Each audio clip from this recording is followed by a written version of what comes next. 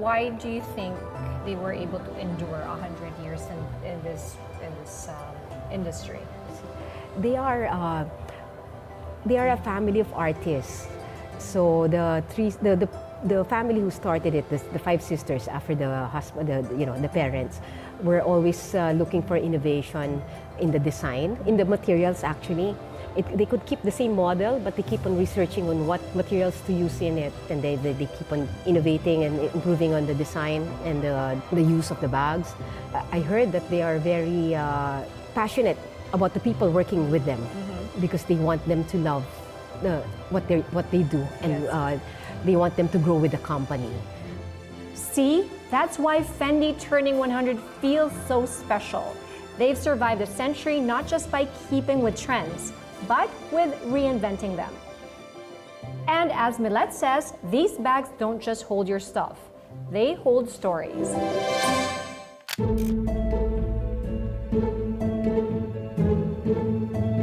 The bottom line of everything is the quality, the craftsmanship of how the bag is made, and that's why they became icons. They want to improve and improve and improve on things. Well, there's no such thing as perfection, because to them, everything can be improved, like the house of Fendi, the house of... So there's always something to improve in what they already have, which already sold. Yes. A lot. So, but still, yes, never always to find improvements and progress in what they do. So whether it's Bottega's weave, Loewe's puzzle, or Fendi's centuries-old baguette, true luxury doesn't get old. It just gets even more iconic.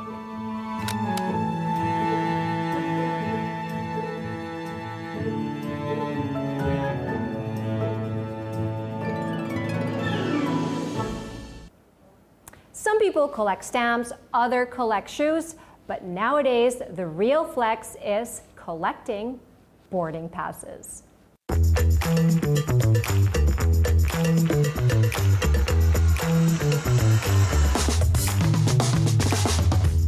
Travel has become the new way to celebrate milestones, birthdays, anniversaries, even breakups, because nothing says moving on quite like a one-way ticket.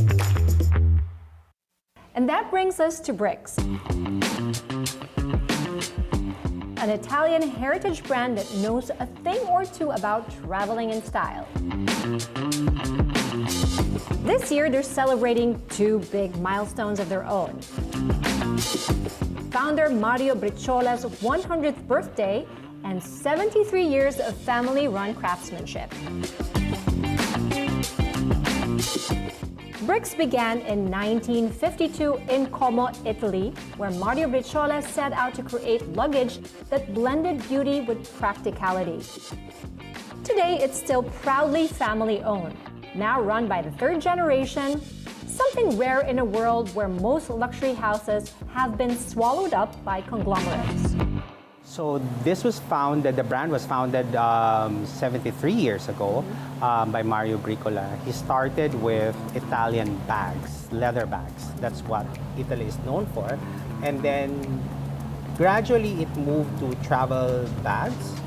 But now, like 5 years already, the brand is slowly going back to its heritage by doing a lot of the leather handbags. Yes. So Bric right now is not just about luggage and travel. It's also like for your daily handbag requirements. Yes. So it's expanded. So let's talk about what makes it special. I mean, all different bags have claims. And what makes the Bric bag really special? The Bric bags in particular, especially the leather bags, we could really say that it's made in Italy. It's genuine Italian leather. And all the trims that you would find, all the leather trims that you would find in the luggage are genuine Italian leather. So that's what Bric is known for. Aside from, of course, its craftsmanship that's still being done in their in Italy. Yes. So yeah, so that's the legacy that they want to live. And let's be honest, this is a luggage that makes you want to book a trip just to show off. You don't just check in with Bric, you make an entrance. This is the Bellagio, so polycarbonate, recycled polycarbonate, so it's eco-friendly, and all the trims are genuine leather. Now, with the new version, they have upgraded this in time for the anniversary. For the 100th year, it's already expandable. The zipper's already secured zipper, and the lining is also washable. This is waterproof as well, no? Yes. Because it looks like waterproof zippers. So it's really a new and improved Bellagio.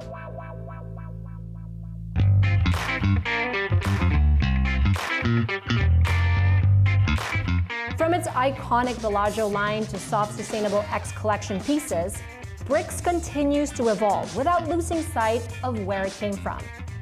That's why after 73 years, it's still the name trusted by travelers who want their journeys to look as good as they feel.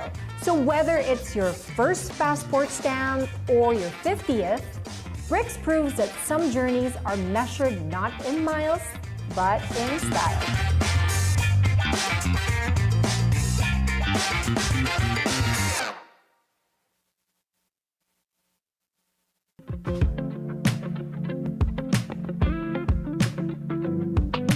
Fashion may change with the season, but a good watch, they last forever. It's not just about telling time, it's about the stories behind the tick. Next up, the world of timepieces. And this year, watch legends are celebrating milestones. The Rolex GMT-Master at 70 years, Patek Philippe's wristwatch perpetual calendar at 100, and Vacheron Constantin at 270 years. Confession, I am not a watch geek. I can tell you the time, but when it comes to bezels and complications, I say, what? So instead of pretending I know it all, I sat down with collectors, experts, and lifelong enthusiasts to help us decode these anniversaries. And when you meet real watch connoisseurs, you realize that there is a whole universe of stories, milestones, and obsessions that make these icons what they are today. Hi. Wow, watch buffet. Hi. I'm Don. Hi, Don. Nice to meet you. I'm Marie. This is like a watch buffet. Watch all you can. Wow, that's so this is normally how you lay things out. You Yes, ma'am. arrive here and it's all set up for you. Okay, I think it's our 1-year anniversary and I think we deserve a watch feature. Don't get ahead of yourself. All right, so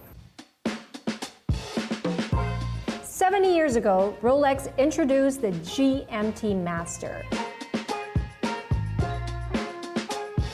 For the Rolex GMT, in history, it was actually released for the Pan Am pilots. So it had a function of dual time. So it was released for the pilots so they would know the home and local time. The GMT-Master became the essential companion for jet setters, adventurers, and even astronauts. It wasn't just about telling the time, it was about connecting the worlds, keeping track of home while discovering new horizons. When it comes to the Rolex lineup, it's definitely one of our best sellers, the GMTs. Because for the price, na dual time siya, Yeah. you get functions. And of course, you have to complication. consider hype, social media hype, take that into consideration. Everybody wants what they see on social media. But beyond utility, the GMT-Master became a style icon. Its instantly recognizable bicolor bezels gave birth to nicknames that watch fans obsess over this day. I would say with value and history, it would still be the Pepsi. I believe it was released in the 1960s. And with the iconic blue and red colorway. The Batman in sleek black and blue, the root beer, a warm brown and gold combo, and then still hype, the Sprite with its bold green and black bezels. So if you like, for example, like a Hulk, if you're a fan of Hulk, you'll definitely buy one. Like Batman, for those Batman fanatics, you'd get that watch for sure. There's also a Bruce Wayne. Yeah, we have the The Bruce Wayne as newest well. one. That's the new release. It's the black and gray. This one. So this one was just released last year. Same year as our show. It's our birthday. A century ago, Patek Philippe changed the game. They created the first wristwatch with a perpetual calendar. A complication so ingenious it could track the irregularities of her calendar without correction. Leap years, 30-day months, and even February's tricky shift.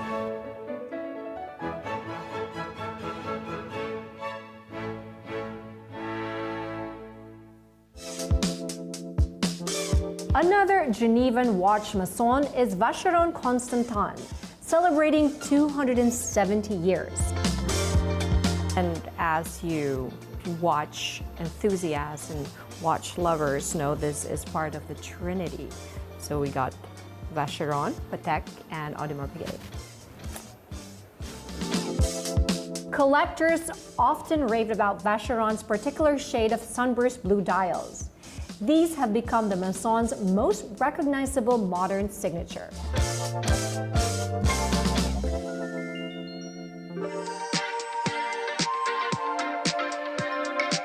We're excited what they're gonna release because usually every anniversary they release something special. So that's something that we really wait. Watches and Wonders, we really anticipate every year what they're gonna release, what they're gonna discontinue. So yeah, it's a very big thing for us. And even themselves like relate it to their personal life. You know, if they have their personal milestone or so they buy a watch at that time. I mean, every client has a wish list, and if we can fill that wish list, why not? Right?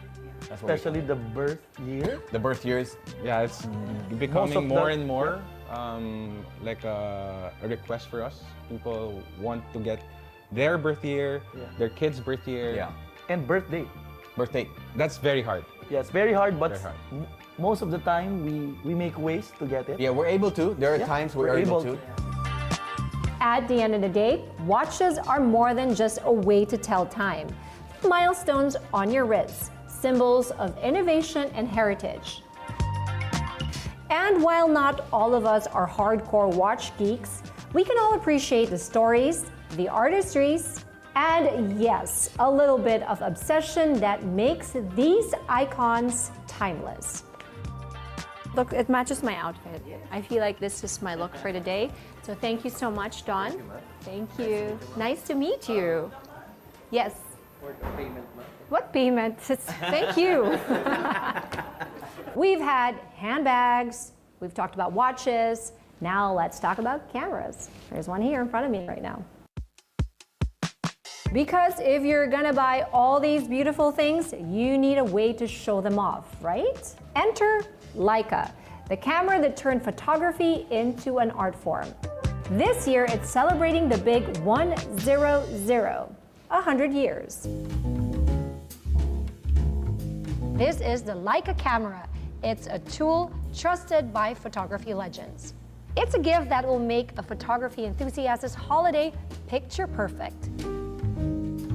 What makes Leica so special? Because I mean, it's not just any camera. When you say Leica, you're talking like top of the line, most expensive camera that's out there. What makes Leica the perfect present for a photo enthusiast? What matters most in photography. So you would find that in terms of the emphasis on your attachment or your relationship with photography. So as you mentioned, a professional photographer would be doing it for work, but when they do their personal work, sometimes they also keep a Leica at hand. So the attachment with the brand goes beyond the equipment itself. It's actually your relationship with a story, a heritage, a history.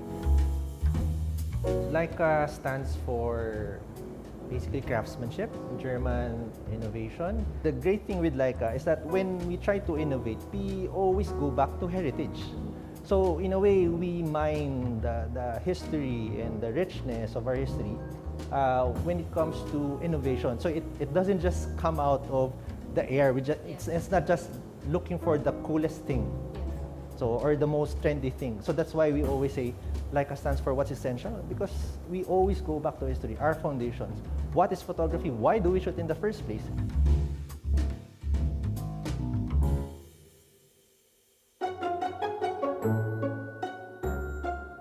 One of the interesting stories about the Q340 is that the lens is 43 millimeter. So people would always talk about a 50 millimeter or 35 millimeter as the normal lens. Yes. But when you ask what is the focal length that really matches our vision, it's the 43 millimeter. So that's a technical aspect of it, and it's an Apos Omicron. So it's one of the sharpest Leica lenses around. Yeah. The reason that this is also a perfect camera for everyone, because it's fun. Yes. So What makes it fun? What makes it fun? It's so easy to operate. Yes. And then basically you can put everything in auto, Yes. and you would get the performance of a full frame camera. Again, Wow. the sensor that we have right here is a full frame camera. So Yes. it's one of a very few select cameras in the market that has a full frame, but it's point and shoot. Yes. So it's a point and shoot camera. Wow, I So- can't wait to try that out. So okay. that's why you have options of, even if it's one lens, it can actually perform the role of 5 lenses. Yeah, and it's So- at 60 megapixels. You can zoom as much Yes. as you want, because Yes. you can actually print that huge. So it's 45, 60, 90, 120, and 150. Wow.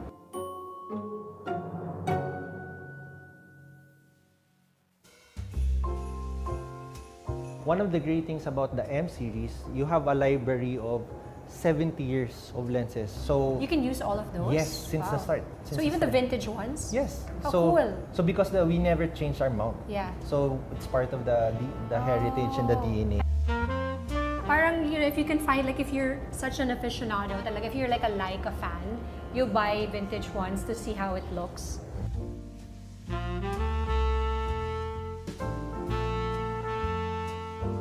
Tapos ito, this is a digital camera. But as you would see, there's no screen.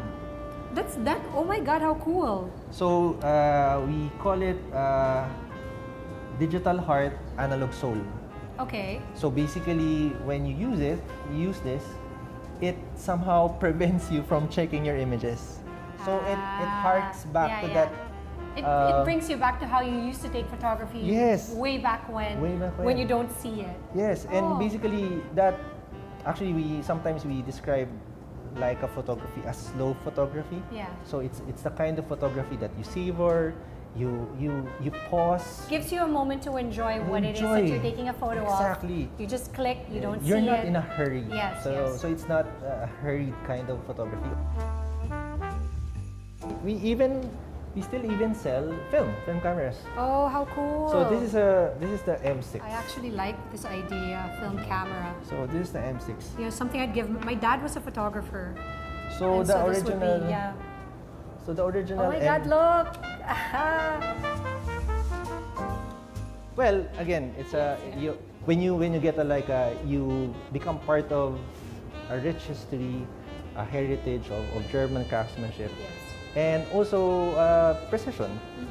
And again, all this talk about precision in history has to come in a form that is fun, accessible, Yes. easy to use. There are a lot of fans also of the brand Yes. that have followed it. My sister, for instance, she's a photographer in the US, but her travel camera is a Leica. So I think she was one of those people that bought I last see. year. Yeah. So it is something that if you really are, a photography enthusiast, it's something to have. Yes. And it's really what I think when traveling, it's the easiest. You don't want to have to bring around a big camera, Yes. and this is pretty lightweight still.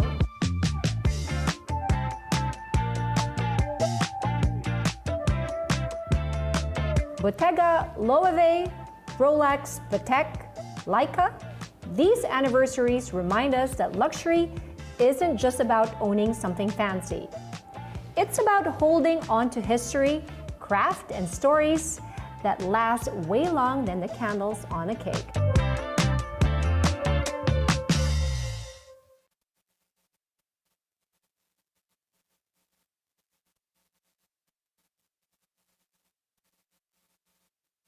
And when it comes to savoring the moment, few names come close to savoring the flavor as Gordon Ramsay.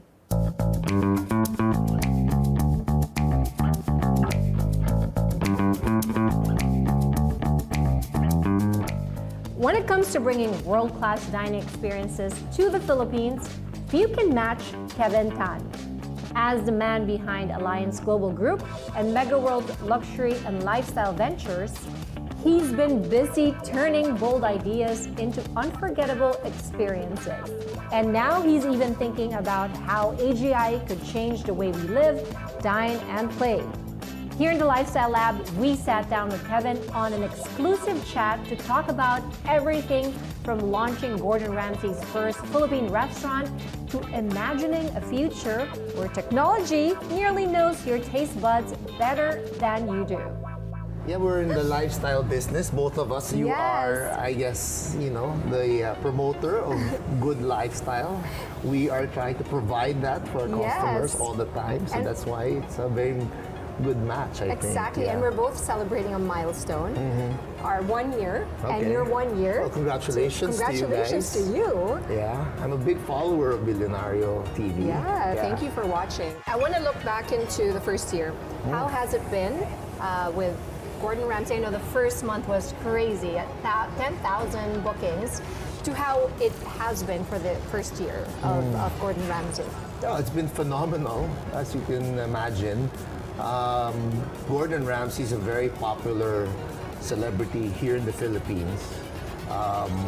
Case in point, I only found out actually after we had already acquired the brand. I had only found out from him himself that the Philippines is actually his largest market online outside the United States. Wow. So in terms of social media followers and in terms of social media engagement, we are the largest market outside the US in terms of that. So, you can imagine when we had announced, just from the announcement alone, we had tremendous amount of response from people who wanted to actually work for Gordon Ramsay, And so you can imagine that when we opened, this first year has been really a very interesting and fulfilling journey. We really delighted, hundreds of thousands of customers already this past year. Yes. I want to go back to, I heard you on stage in the theater when you talked about how you convinced Gordon. Oh, you were there? Yes, I was Okay, there. okay. And I wanted to hear more. I wanted to know how it happened. I know you met in Macau.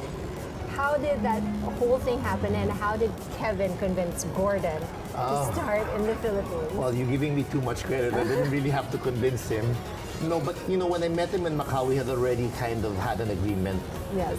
Because prior to that, so what had happened was months before our first meeting, we had already started to engage with them. When we started talking to them till the time we agreed, it took about a few months, 2-3 months. It was surprisingly a very short negotiation.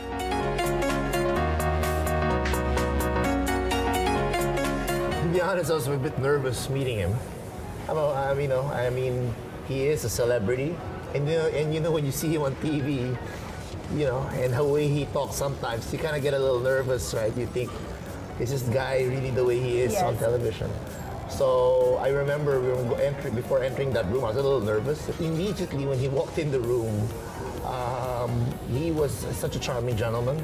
It was nice that we were able to develop a sort of kind of a friendship. So it was more than just a franchise. It became actually more like a friendship. As if one Gordon Ramsay restaurant wasn't enough, in sunny Mactan, Cebu, they launched not one, but 2 Gordon concepts.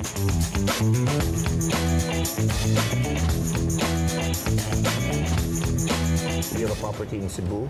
It's a little bit more on the touristy side of the metropolis, and we have a resort there as well. So we decided we were opening a more casual offering there. So we did Gordon Ramsay fish and chips, and then street burger. We thought that it had to be two concepts, so we decided to open that, and it's doing very well. Yes. It's been received quite well. I think higher than we expected.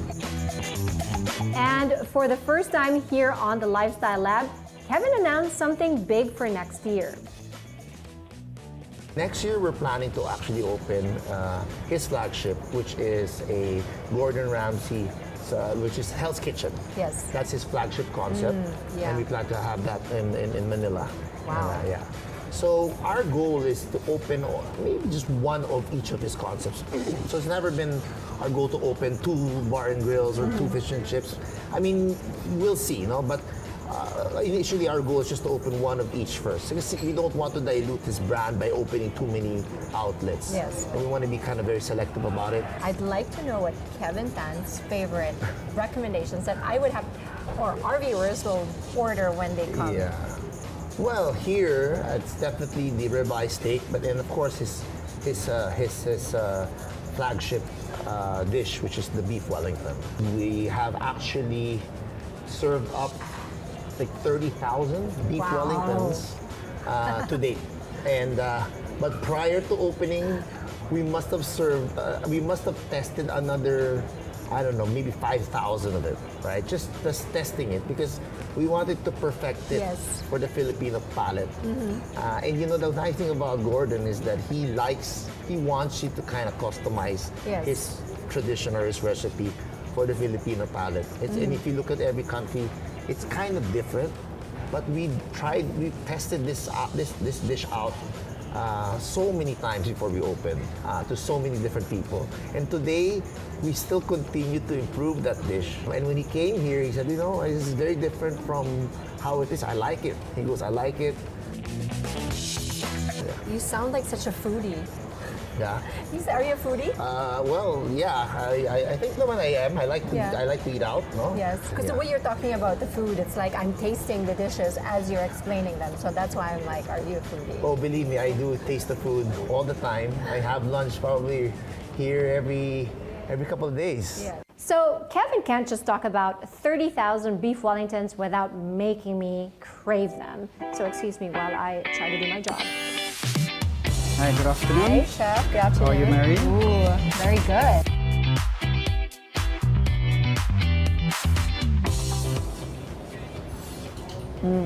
Apples, it's a very good balance, good combination. Very good starter.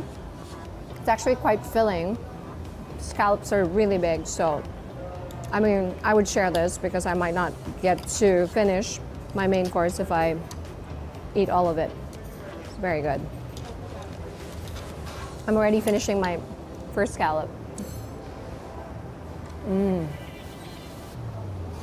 Good.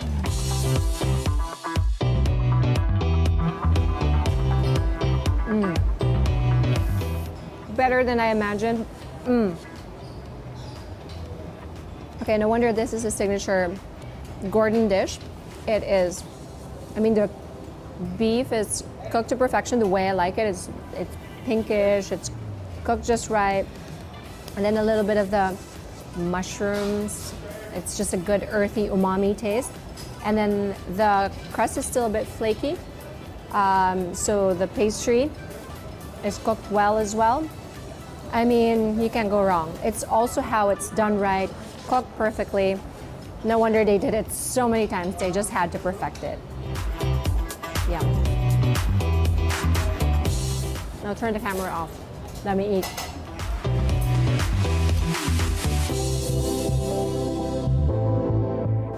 Everything in.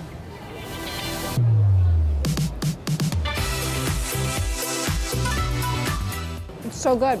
So it's a traditional Italian dish, but it's done really well here in Gordon Ramsay. I've never had it before, but I could imagine this is how it would be.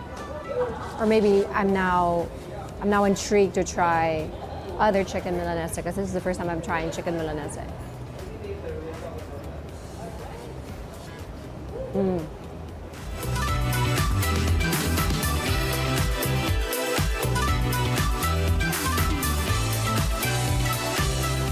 Good.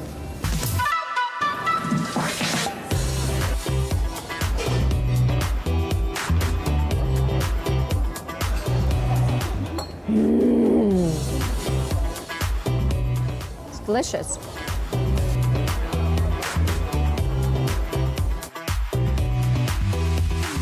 What would be your favorite thing being here for a year with Gordon Ramsay in the Philippines? It's just learning from, again, for me, hospitality. It's good to see how the culture really look after guests and everyone eats so well here. Yes. I think I picked up some point from when I reached the Philippines, but everyone just enjoys wholesome, good food, sharing it with each other, and it's really nice to see that. And I learned a lot from that sharing culture, is that people can really sit together and enjoy various dishes together as a family or friends. Yeah. I love that. Now I'm thinking of or I want to ask you, what else are you planning in the future to bring into this into the Philippines? Well, as you know, travelers or Newport World Resorts, the owners of Newport World Resorts, we are now in an expansion mode. Yeah. The food and beverage portion, or the dining element, is a very important or a critical part of our operations. We believe that in the Philippines, food is what really brings the crowd in and really what keeps your customers loyal and happy. And so, with that being said, we do have a lineup of new ventures that we're going to get into. Definitely, we're planning to bring in a few more foreign, well-renowned foreign brands, Michelin-starred concepts, celebrity chef concepts, and so that's really all in the pipeline.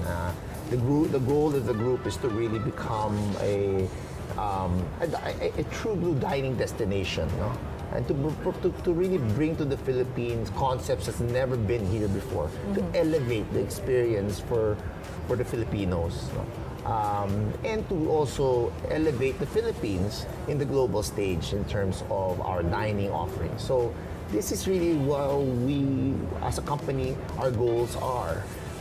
And that's why we are planning very carefully the things that we will be doing next. We're also trying to develop our own brands. I was telling you about a while ago, the Whiskey Library, which we launched that in 2023. It was a concept that we created in-house as well, and I think it's a very, very interesting concept. People come to the resort just to have a picture taken in there, or just to have a drink, or just to try our signature cocktail. And also, that Whiskey Library is very special to me because we shot our OBB for Billionaire News Channel there. That was my opening shot in that very beautiful bar. Oh, okay, yeah, that's right. So it's very, very special. I mean, we're really looking forward, and congratulations. And I can't wait for your vision to unfold slowly as we see more of what you have, what Kevin Tan is going to bring to the lifestyle world. Yeah.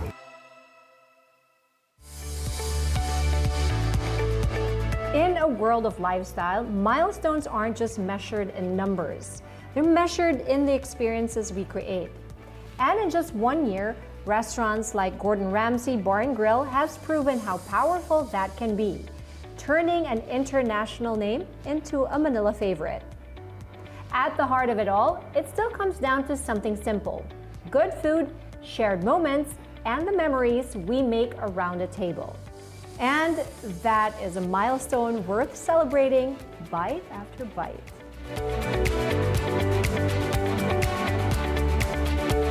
Bags, watches, cameras, good food, basically everything but a birthday cake. Luxury, as it turns out, isn't really about the things we carry.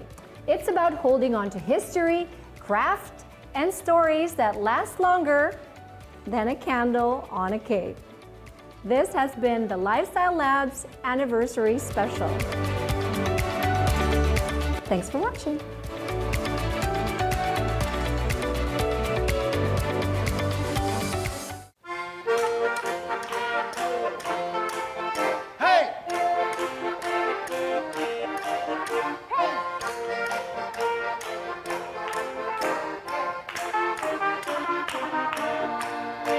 I'm Anton from the Anton Show Band. and we do entertaining for more than 30 years all around Asia.